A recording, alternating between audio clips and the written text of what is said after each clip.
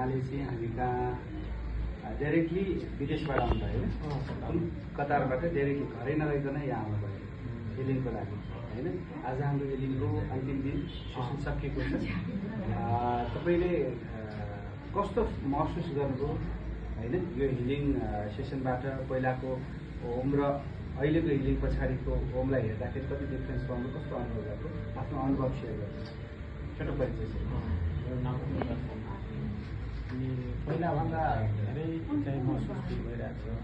पहिला डर लाग्ने चिन्ता घबराहट, त्योभन्दा 2 दिन क्लास गरेपछि राम्रो फिल भइरहेको छ। राम्रो फिल क्लास गरेर 2 दिनमा बेसी राम्रै भइरहेको छ है। हामीले डबल सेसन गऱ्यौँ बिहान गरेर होइन, 4 सेसन गऱ्यौँ। यो 4 सेसनमा जुन डर एन्जाइटी जुन फिल भएको थियो त्यो अहिले छ, अहिले छैन।